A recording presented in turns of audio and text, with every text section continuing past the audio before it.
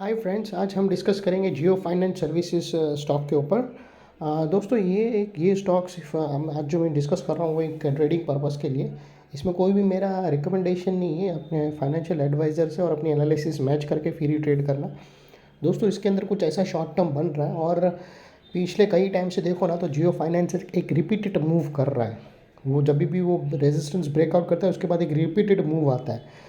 तो उसके साथ वही रिपीटेड मूव का वापस एक्सपेक्टेशन कर सकते हैं with perfect stop loss risk to reward ratio. और मैं आप लोगों को बता दूं दोस्तों कि जब भी जियो फाइनेंस के अंदर अगर आप जियो फाइनेंस का शेयर देखो तो यहाँ पर एक लोअर टाइम फ्रेम में वो एक इन्वर्टेड हेड एंड शोल्डर जैसा पैटर्न बन रहा है या राउंडिंग बॉटम भी बोल सकते हैं उसको। अगर आप देखो ना तो यहाँ पर ये फर्स्ट है, सेकंड है और ये यहाँ पर थर्ड है। ऐसा एक पैटर्न बना रहा है इन्वर्टेड हेड एंड शोल्डर के जैसा ऑलमोस्ट। तो इसमें दोस्तों ट्रेडिंग सेटअप ऐसा है कि अगर जैसे ही ये रेजिस्टेंस निकाल लेता है जियो फाइनेंस, तो उसके बाद ये रेजिस्टेंस जैसे ही टूटता है उसके बाद क्या होता है, जैसे ही ये रेजिस्टेंस टूटता है स्टॉक थोड़ी देर तक यहाँ कंसोलिडेट करता है और उसके बाद एक बड़ा मूव स्पर्ट आउट होता है, एक बड़ा क्विक बड़ा मूव आता है। अगर आप देखो जैसे ही पिछले भी मूव आप देखो तो देखो जैसे ये जो रेजिस्टेंस था ये रेजिस्टेंस उसने तोड़ा, उसके बाद देखो तुरंत ही ये एक बड़ा मूव दे दिया उसने। और फिर वापस अगर आप देखो यहाँ पर तो इधर भी उसने एक रेजिस्टेंस तोड़ा, फिर वापस उसने एक बहुत बड़ा मूव दे दिया, फिर उसके बाद वो कंसोलिडेशन में चला जाता है। सिमिलरली अगर आप पिछले भी इधर देखो ना तो यहाँ पर भी उसने देखो यहाँ पर वो रेजिस्टेंस तोड़ा और एक साथ उसने एक बड़ा मूव दिया। तो ये रिपीटेड पैटर्न बना रहा है। ये जैसे ही वो रेजिस्टेंस तोड़ता है बड़ा मूव देता है, जैसे ही रेजिस्टेंस तोड़ता है बड़ा मूव देता है। अगर आप देखो तो उसने कहीं टाइम ऐसा दे चुका है, मतलब ये पैटर्न ब्रेकआउट के साथ यहाँ पर एक बड़ा मूव, ये हाई टूटा, वहाँ पर एक बड़ा मूव, ये हाई टूटा, यहाँ पर एक बड़ा मूव।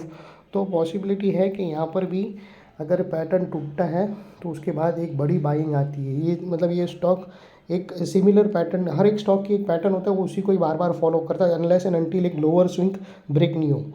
तो अभी तक लोअर स्विंग इसका ब्रेक नहीं हुआ है, तो पॉसिबल है और सेम एक्सपेक्टेशन है कि यहाँ से अगर उसने ये रेजिस्टेंस अगर यहाँ से उसने ब्रेक किया तो एक बड़ा स्पट मूव यहाँ से आ सकता है। तो ये चीज़ थी। और दोस्तों साथ साथ आपको ये भी नहीं भूलना चाहिए कि आपको स्ट्रिक्ट स्टॉप लॉस रखना चाहिए। अगर ये समझो यहाँ से भी निकलता है बाहर तो आपको ये जो ट्रेंड लाइन है इसके ऊपर, ये ट्रेंड लाइन के नीचे अगर वो क्लोज दे दिया उसने 2 नेगेटिव कैंडल, तो समझ लेना दोस्तों कि फिर वो स्टॉक नीचे आ सकता है। अनलेस एंड अनटिल ये ट्रेंड लाइन को रिस्पेक्ट करता हुआ वो यहाँ पे ब्रेकआउट दिया और ब्रेकआउट की यहाँ पे सारी कंडीशन फुलफ़िल होना चाहिए। सीधा जाके भी नहीं लेना है, यहाँ पे सारी कंडीशन फुलफ़िल होना चाहिए ब्रेकआउट की, उसके बाद आप एंट्री कर सकते हो। तो ये स्टॉक को आप रडार रखना। ये और ये इसका एक मूव है ना, कोई छोटा मोटा मूव नहीं होता है, ये 8-10% 12% का एक मूव होता है। तो वहाँ से एक अच्छा खासा रिस्क टू रिवॉर्ड रेशियो बन सकता है दोस्तों। तो ये थी एनालिसिस। अगर अच्छा लगा तो प्लीज़ मेरे वीडियो को लाइक शेयर सब्सक्राइब करना और इसमें खास करके कैश पोजीशन ही रखना। इसमें कोई भी कॉल पुट मेरे ख्याल से फ्यूचर तो अभी तक आया नहीं है जियो फाइनेंस के अंदर, बट ये कैश के लिए ही रखना दोस्तों। Thank you my friends.